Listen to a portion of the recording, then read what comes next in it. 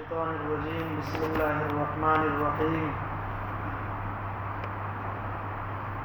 يا أيها الذين آمنوا لا تقولوا راعنا وقولوا انظرنا واسمعوا وللكافرين عذاب أليم ما يود الذين كفروا من أهل الكتاب والمشركين أن ينزل عليكم من خير من ربكم والله يختص برحمته من يشاء والله ذو الفضل العظيم یا ایھا الذین آمنوا لا تقولوا راعنا، اے ایمان والو اللہ کے رسول صلی اللہ علیہ وسلم سے مخاطب ہو کر راعنا نہ کہا کرو، راعنا نہ کہا کرو اور انظرنا کہہ دیا کرو، وقولوا انظرنا واسمعوا اور انظرنا کہہ دیا کرو اور سنا کرو، وللکافرین عذاب علیم اور کافروں کے لیے دردناک عذاب ہے۔ ما يود الذين كفروا من اهل الكتاب والمشركين ان ينزل عليكم من خير من ربكم، کافر لوگ خواہ اہل کتاب میں سے ہوں یا مشرکین میں سے یہ پسند نہیں کرتے کہ تمہارے پروردگار کی طرف سے کوئی بھلائی کوئی خیر تم پر نازل ہو، حالانکہ اللہ جس کو چاہتا ہے اپنی رحمت کے لیے مخصوص فرما لیتا ہے۔ واللہ ذو الفضل العظیم اور اللہ فضل عظیم کا مالک ہے، بڑا فضل کا مالک ہے۔ سورہ بقرہ آیت نمبر 104۔ پچھلے سے پچھلے ہفتہ، بیچ میں ایک ہفتہ گیپ ہو گیا،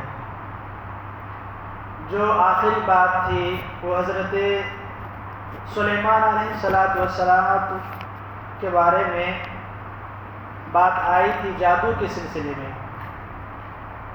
یہودیوں کا یہ دعویٰ تھا کہ حضرت سلیمان علیہ السلام کی جو حکومت قائم ہے انسانوں جنات و چرند پرند پر، یہ جادو کی وجہ سے ہے۔ اور دوسرا اعتقاد یہ تھا کہ مرتے مرتے حضرت سلیمان نے نعوذ باللہ معبود بنا لیا تھا۔ کیا بنا لیا تھا؟ معبود بنا لیا تھا۔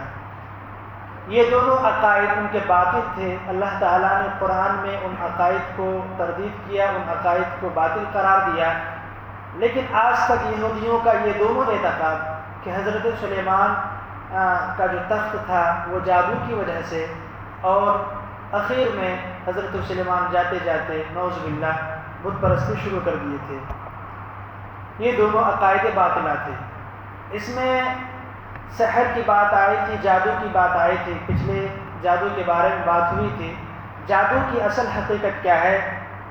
جادو کی اصل حقیقت تو یہ ہے کہ جہاں شیطان کو خدا مانا جاتا ہے، جناتوں کی پوجا کی جاتی ہے، شیطانوں کی پوجا کی جاتی ہے، شیطانوں سے طاقت حاصل کی جاتی ہے، وہیں دوسری طرف کچھ ایسے کرتوت ہوتے ہیں جس کے ذریعے سے سامنے والوں کو یہ نظر لگتا ہے کہ یہ جادو ہے، جیسے جس کو کہتے ہیں قوت خیالیہ کو مؤثر کرنا، مسمرزم، آپ لوگ پڑھے ہوں گے مسمرزم، اس کو ہپناٹس یا کیا ورڈ ہے انگریزی میں بولتے ہیں۔ جرمن کے ایک بڑے ڈاکٹر تھے، فلسفی بھی تھے، وہ اس سلسلے میں کافی تحقیق کیے اور مسمرزم کو وہ کافی فروغ دیے۔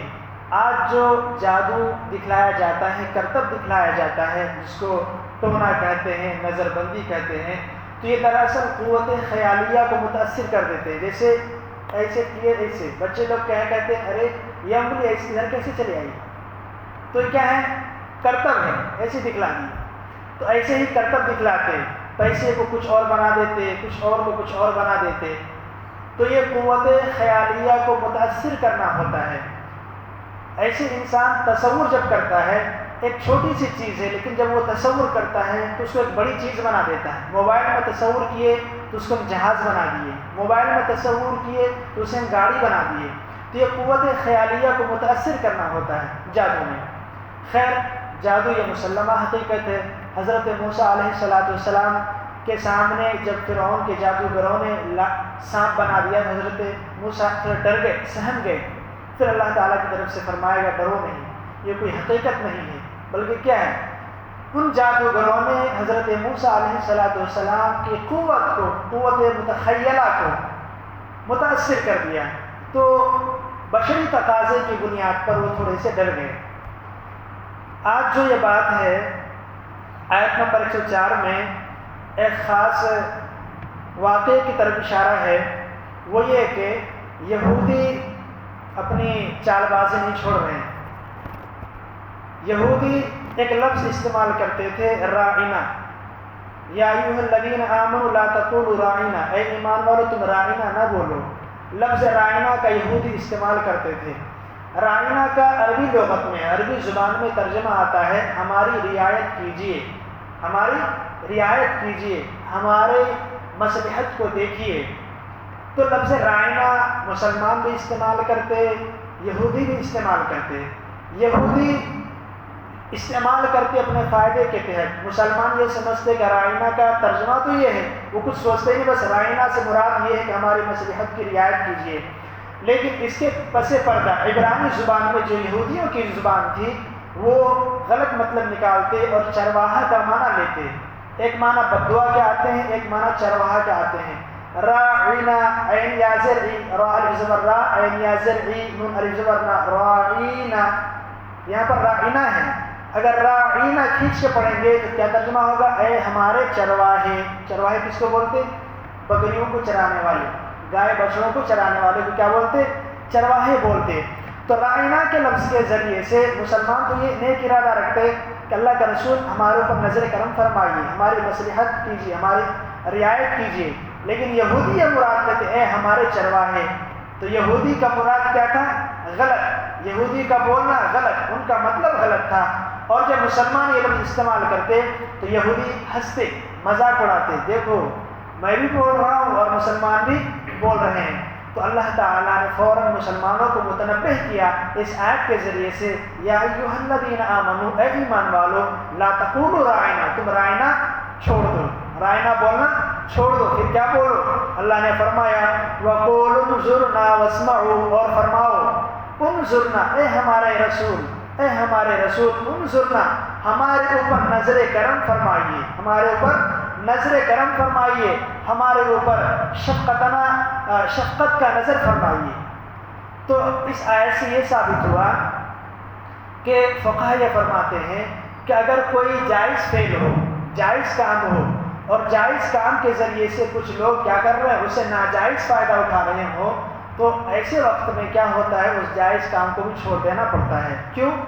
ہم جائز کر رہے ہیں، اس سے تھوڑا سا فائدہ ہے، لیکن ایک بڑا طبقہ اس سے ناجائز کام کر رہا ہے، تو اس سے کیا ہوتا ہے، بڑی برائی کو روکنے کے لیے ہم چھوٹی سے کیا کہتے ہیں، نیک کام کو بھی چھوڑ سکتے ہیں۔ تو فقہا نے یہ مسئلہ استنباط کیا کہ اگر کوئی نیک فعل ہو، جائز فعل ہو، لیکن کچھ لوگ اس سے غلط مطلب نکال کر اپنی الو سیدھے کرتے ہوں، تو پھر ایسے وقت میں اس جائز فعل کو ترک کرنا درست ہے۔ جیسا کہ یہاں پر راعینا بولنا مسلمانوں کا صحیح تھا، لیکن یہودی کیا کر رہے تھے، اپنے مطلب کا فائدہ ڈھونڈ کر اللہ کے رسول کا مذاق اڑا رہے تھے۔ اللہ تعالیٰ نے فوراً متنبہ کیا کہ راعینا بولنا ہی چھوڑ دو، کیا فرماؤ انظرنا، اے ہمارے رسول ہمارے اوپر نظر کرم فرمائیے، واسمعوا، اور کیا کرو، سنو، اطاعت کرو۔ آگے متنبہ کیا وَلِلْكَافِرِينَ عَذَابٌ أَلِيمٌ، اور کافروں کے لیے دردناک عذاب ہے۔ یہودی بھی کفر میں شامل ہیں۔ مَا يَوَدُّ الَّذِينَ كَفَرُوا مِنْ أَهْلِ الْكِتَابِ وَلَا الْمُشْرِكِينَ أَن يُنَزَّلَ عَلَيْكُم مِّن خَيْرٍ مِّن رَّبِّكُمْ سے اس کی وجہ بیان کر رہے ہیں کہ وہ لوگ اللہ کا رسول کا مذاق کیوں اڑاتے تھے۔ اس کی وجہ بیان کر رہے ہیں کہ یہودی اور مشرکین کو جلن مسلمانوں سے اور اللہ کے رسول سے جلن ہوتی تھی۔ کیا جلن؟ کہ جو بھی نیک کام ہے، اللہ کا رسول نبی بنائے گئے، نبوت سے سرفراز کیے گئے، اور اللہ کا رسول پر وحی آتی تھی، ان کو جلن ہوتی تھی، مشرکین کو اور یہودیوں کو جلن ہوتی تھی کہ اللہ کے اس رسول پر نبوت کیوں آئی، نبی کیوں بنائے گئے، اور ان پر آیت کریمہ کا نزول کیوں ہوتا ہے۔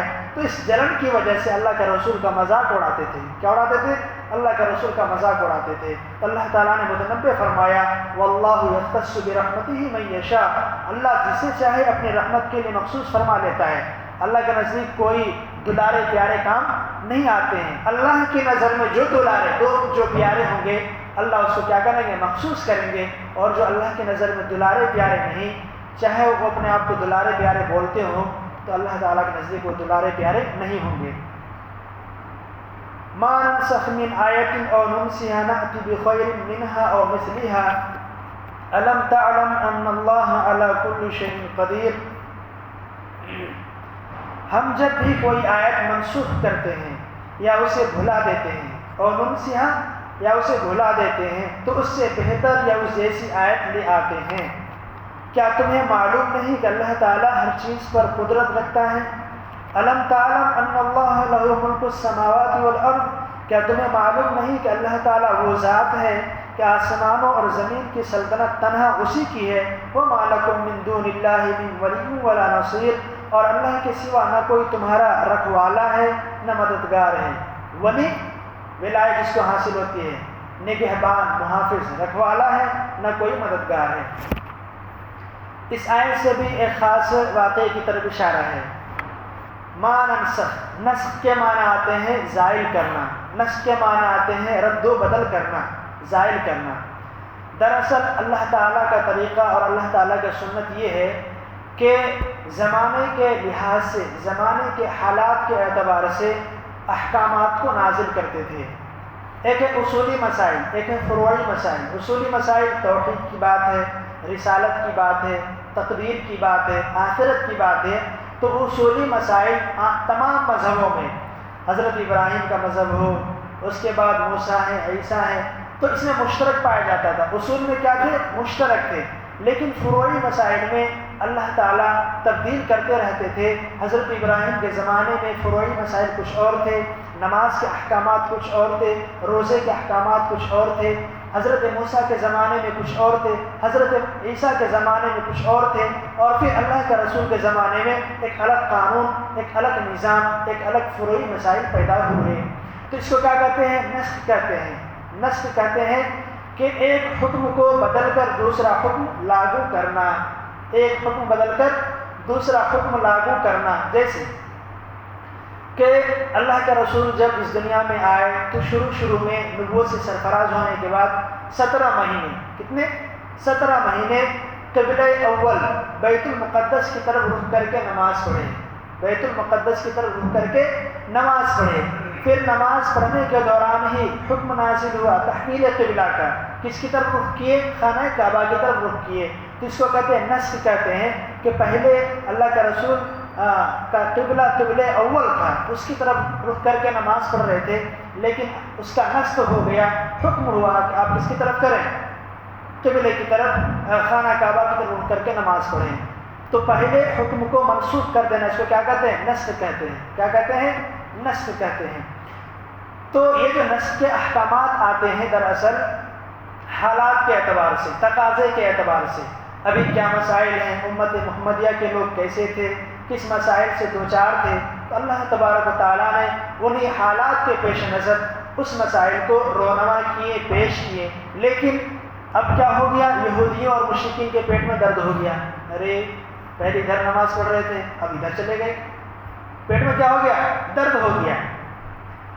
تو وہی کہہ رہے ہیں مشرکین مکہ اور یہودی دونوں مل گئے.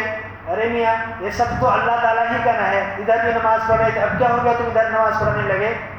تو انہی لوگوں کو متنبہ کرنے کے لیے ما ننسخ من آیت او ننسیها نأتی بخیر منها او مثلها سے فرمایا کہ ہم جب بھی کوئی آیت منسوخ کرتے ہیں یا اسے بھلا دیتے ہیں تو اسے بہتر یا اس جیسی آیت لے آتے ہیں. تو اللہ تعالیٰ کا ایک حکم کو منسوخ کرنا، دوسرے حکم کو لانا اس کی مصلحت سے خالی نہیں ہے، بلکہ ہر حکم جو اللہ تعالیٰ کا ہوتا ہے یا تو اس کے برابر ہوتا ہے، اس کے مثل ہوتا ہے، یا اس سے کہیں زیادہ بہتر ہوتا ہے، اس سے کم درجے کا نہیں ہوتا ہے. تو لوگوں کو متنبہ کیا، کفار کو، یہودیوں کو کہ تمہارا اس طرح کی باتیں کرنا یہ غلط ہے.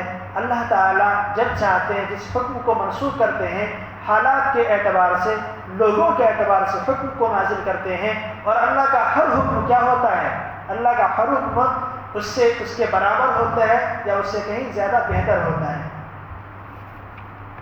اب اس میں کافی تفصیل ہے کہ منسوخ آیتیں کتنی ہیں.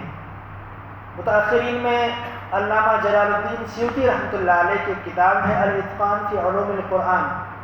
تفسیر میں کتاب پڑھائی جاتی ہے،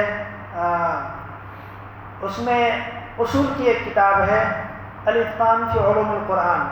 اس میں منسوخ آیتیں علامہ جلال الدین سیوطی رحمۃ اللہ علیہ 20 بیان کرتے ہیں، لیکن ہندوستان کے سب سے مشہور عالم دین محدث مفسر حضرت شاہ ولی اللہ محدث دہلوی رحمۃ اللہ علیہ نے 5 آیتیں بیان کی، ایک منسوخ آیتیں 5 ہیں اور 20 کو تطبیق دیے ہیں.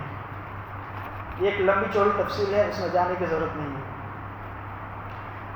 آگے اللہ تبارک و تعالی فرما رہے ہیں کہ الم تعلم ان اللہ علی کل شیء قدیر، کیا تمہیں معلوم نہیں کہ اللہ تعالیٰ ہر چیز پر قادر ہے؟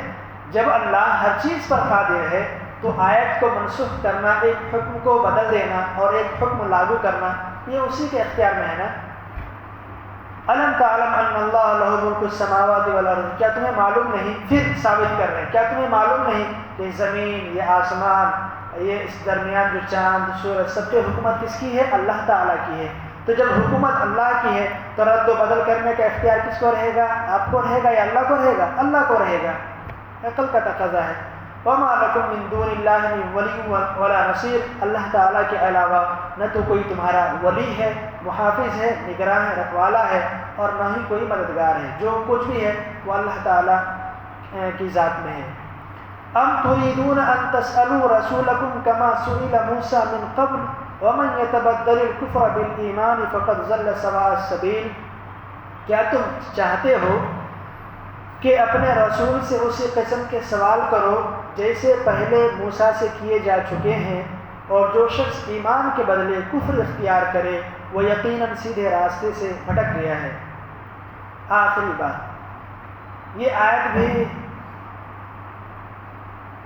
یہودیوں کو متنبہ کرنے کے لیے ہے اور اس کے ضمن میں مسلمانوں کو متنبہ کیا ہے کہ تم اللہ کا رسول سے بیجا سوالات نہ کرو.